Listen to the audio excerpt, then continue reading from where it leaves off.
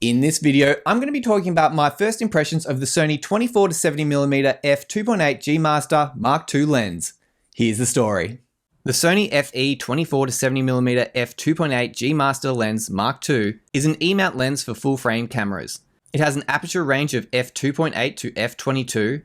It's 22% lighter and 18% smaller than the previous version. It has XA and Super ED elements. It has fancy coatings that I don't understand. 4XD linear autofocus motors and floating focus. It has an aperture declick and lock switch, a zoom smoothness switch, dust and moisture resistant construction, an 11 blade aperture diaphragm, and an 82mm filter thread.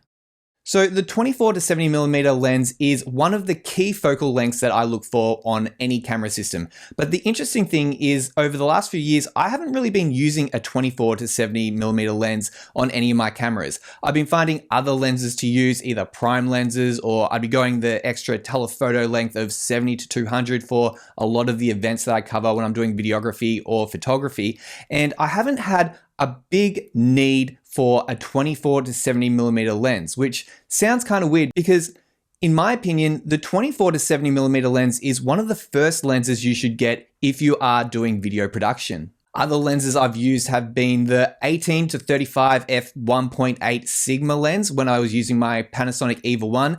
And then when I switched to Sony, I've been using the Sony 24-105 f4 OSS lens. And for the majority of my projects, I found that lens to be enough. It's versatile, it has OSS or optical steady shot, and that's one feature that the 24-70mm GM Mark II lens doesn't have. However, there is something about the image quality of a G Master lens that I really do like, so I decided to invest in it. But before I did that, I invested in the 50mm f1.2 G Master lens. The 50mm lens does get a beautiful image, but I did find that when I was using this lens, I felt limited. It's not as versatile as a 24-70mm lens, but it is a great interview lens or when someone is presenting to camera.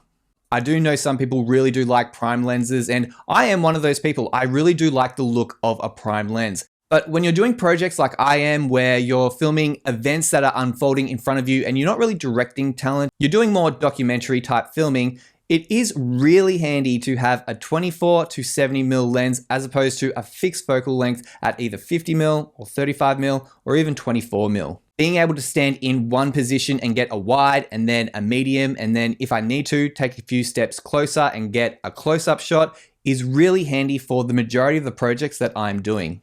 Yes, you can take this approach with a prime lens. You can stand as far back as you can and get a wide shot, but I was shooting a project the other day and I was using my 50mm lens, and the room wasn't that small, but there were lots of people in it. So if I wanted to get a wide shot and show all the people in it, I can't really do that with the 50mm lens because if I keep going back, I then hit a wall and it's still not wide enough for me to be able to capture all the people inside the room. So if I was shooting exclusively prime lenses, I'd then have to take the 50mm off and put a 24mm on, and that just slows things down when you're shooting events. And ultimately, that's not how I want to capture my footage. I want to be able to capture as much variety as possible, and I can't do that a lot of the time with just a single prime lens.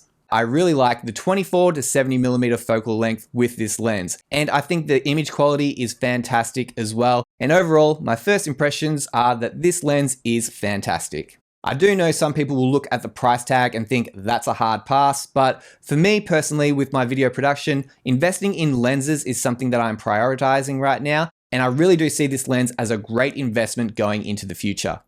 But let me know what you think. Do you like shooting with prime lenses, or do you like zoom lenses? And do you think this lens is overpriced? Let me know in the comments. I'd love to hear your opinion. And that's the video. I hope you found this video helpful, and if you did, please give it a like. And if you haven't already, please consider subscribing to this channel for more videos on content creation in the future.